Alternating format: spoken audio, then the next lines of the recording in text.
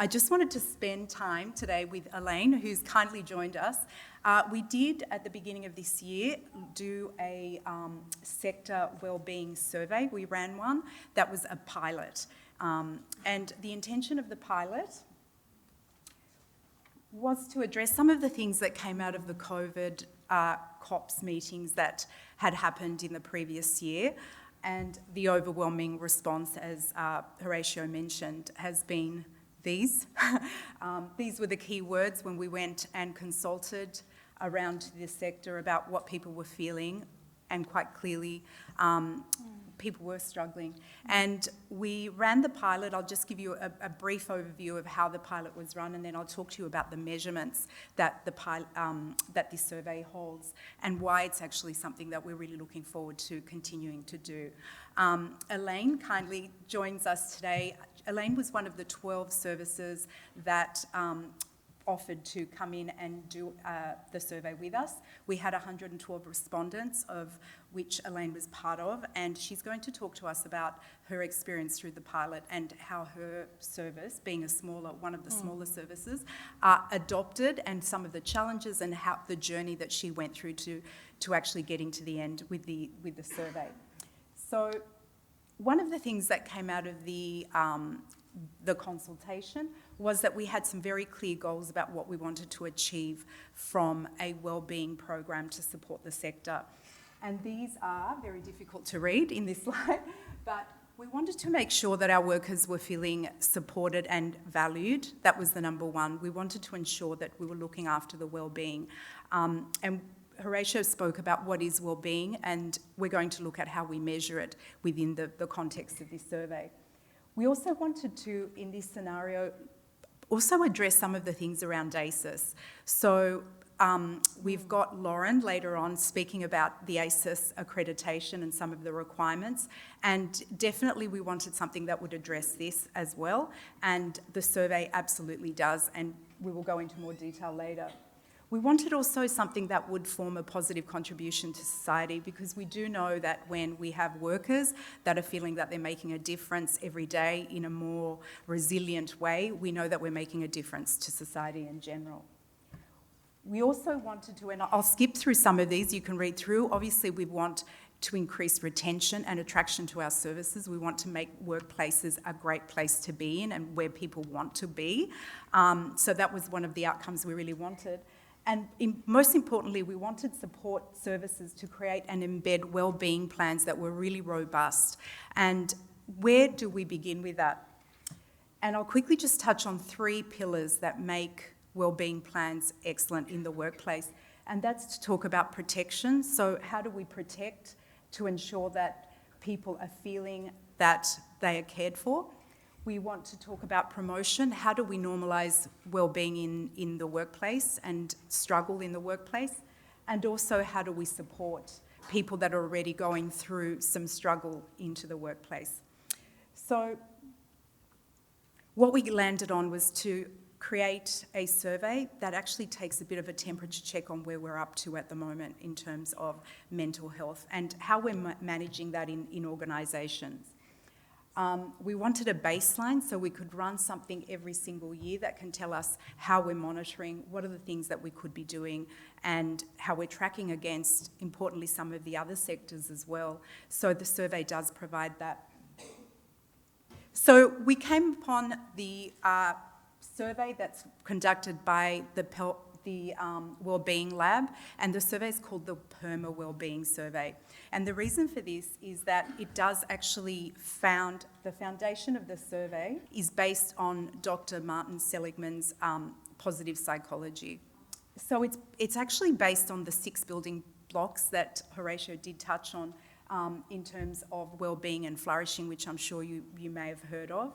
And that for us was really important, that we had a survey that was robust and scientifically sound. And if you do want to find any further information about positive psychology PERMA model, you can actually go to the website down here and have a listen about that. So let's have a look at what the actual survey measures. And I'm not going to go into too much detail about numbers because we could be here for a very long time when we break down the statistics of what we saw. So the results have come out, and we are just in the process of gathering all the results for our sector and also for the sectors that we're compared against. So they will be available in the next couple of weeks, and we'll make sure that we provide all the resources so you know how to read those. And I also encourage you to contact us through the sector support email if you are reading it and you just want a little bit more information. And as I said, there were 112 respondents, so we're not saying it was a huge survey, but it is something that we wanted to have to ensure that we got feedback from services about how it's working. But I'll quickly just touch on what the measures were. So we were looking at the state of wellbeing. We asked, or the survey asks, respondents to talk about how they feel through the struggle, how they're thriving through the struggle that they're perceiving, and we get a score through there. We also measure those against the wellbeing factors that we talked about, the PERMA wellbeing factors, the 6 factors, and it provides you with a snapshot of where your staff and your team are feeling the struggle. So it gives you information such as where people are mostly going to for support, which is really important. It really indicates a lot about the relationship that they have with workplace and colleagues in terms of where they're going. So this is a really, really important piece of information that I think everyone would find useful. The survey does provide a sector-wide report. It provides a team-based report as well as individual reports. So all of this data can be obtained from either of those. And it also touches on what we call wellbeing amplifiers. And what I really like about this is kind of the nourishment that sits behind wellbeing. So how are we doing in terms of psychological safety? How are we doing in terms of the wellbeing motivation? And what is the ability of people to be able to manage themselves in terms of wellbeing? And now we talk about the nutrients that we provide. This is a snapshot about the organisation and the person's perception if the organisation and the workplace is actually providing the things that they need to thrive, which I think is a really, really important piece of information to have when we're starting to construct wellbeing plans within the workplace. And finally, we've got workplace outcomes. And this is an interesting one because it measures satisfaction. So how satisfied am I at work at the moment? It talks about performance, and it also talks about the engagement that people are feeling throughout their time in the workplace. And what this piece of data really does is it helps you then start forming some correlations. If I've got somebody who's particularly low on wellbeing in the wellbeing score, they may also be correlating to a low satisfaction score in terms of the workplace or engagement. So this is all data that you would have available to be able to slice and dice as you need to start to form some insights around what's happening, and it gives you that picture. So I guess the main theme for us around this workplace survey, which we think is absolutely a great piece of information for you guys, is that it provides a holistic overall picture of what's going on in the organisation, what's going on with your individuals and your teams. Because as Horatio mentioned, it's not a single person's responsibility around wellbeing, it's a whole organisational piece. So we are going to go ahead and run this next year. So I really do hope that everyone comes on board and starts to sign up. And if you need more information around it, please do reach out. I think it's something that is going to be really beneficial. And it really does demonstrate today, especially with Elaine's story, that it doesn't matter how large or how small your organisation is, it's something that can be adapted. And even the maturity of your organisation, it really doesn't matter, because I think when you start to look at the reports and the plans that come out of the survey, you start to see how you can take pieces of it, you can take the entire thing, you can embed the whole thing or not. It's just information that is there for you to start to think about how you as an organisation are providing that safety and that space for people to flourish. So I'll leave you guys with that, and please do contact us through the sector support, and I'll leave Ellaine to talk about your session, about how you went. Thank you.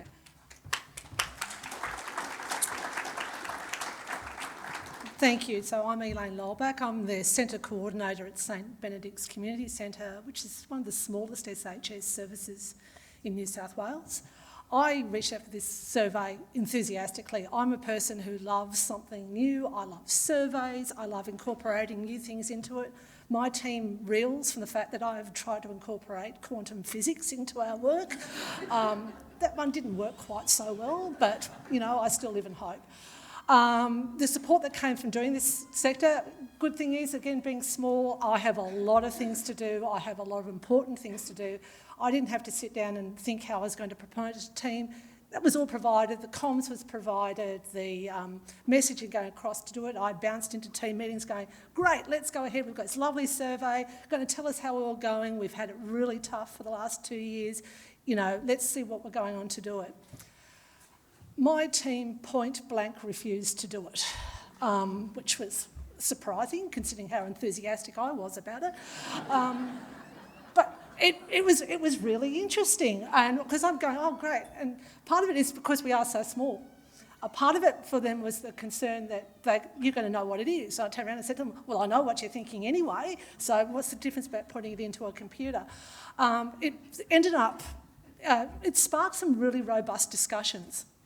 It was really interesting because they were sick of doing surveys. They had done surveys for PWIs, we'd just done the client satisfaction survey.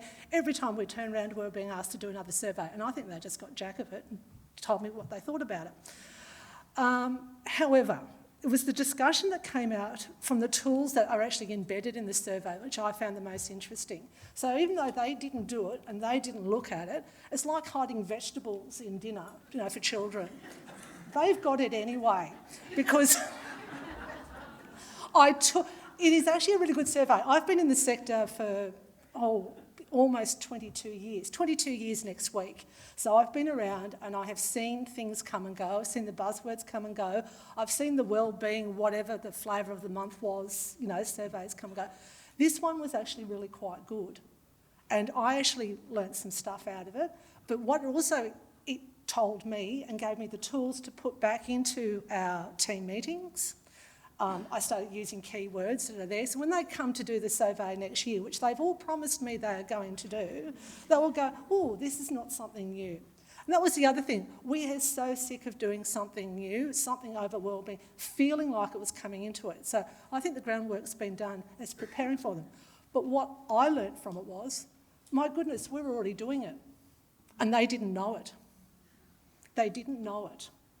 So something comes in around it. So rather than being seen as an extra thing to plug into all the things that we have to do, it was actually allowed us to have the conversation to draw out what are we actually doing, what is well about it, and because I had the resources back with the survey and the things that are provided on that website, I could go, we know I need to focus on this because we didn't know that we didn't know that. So it was actually a really good way to do it. I actually got my board to put on as a standing agenda item at our board meeting. The first question that is asked after, you know, welcome and apologies is, are our staff, guests and volunteers thriving? It changes the focus of what we do around it about looking after people, which is our core business. We look after people. So it's not something that it's an extra thing, it's an extra burden. I think it's a resource that could be really well used. If you don't know it, it's a great way to learn it. Over the years, I have built up a substantial library of all bits and pieces around, you know, wellbeing, whatever the previous terms were around it, it sits there. This one was actually an easier way for me to access that as is needed to suit the needs of my very quirky and difficult team. Yeah, so that is something that you can do around it. Maybe for the organisation, because we don't have the numbers to get that big qualitative data about it, but if we could, one thing they have committed, my team has committed to do is, we can do it for the wellbeing of others. We can do it for the wellbeing of our colleagues, wherever, so if we can feed into it, as long as I don't look at our organisational results. But when you're a team of 3, those stats play out anyway, stuff around it. So look, you can still do it. But so there is also an idea, if we're doing this and feeding back in for the wellbeing of the sector as a whole, not only is that our individual wellbeing, our organisation one, but how do we support everyone else in the sector would be something to do it. So give it a go. Cater it to your needs of your organisation. I have no idea how to manage an organisation with 100 staff. I do know how to manage an organisation with 100 clients and a small team of paid staff to do around it. It actually gave me information and resources to do our job better, and that I hope then I will be around and I won't burn out in the next 20 years, that my team won't burn out, and that I can pass that knowledge on to the next generation coming on, especially as I take on students and new staff to do that, so they've got the resources to be able to look after themselves well and therefore look after the rest of us. Thank you.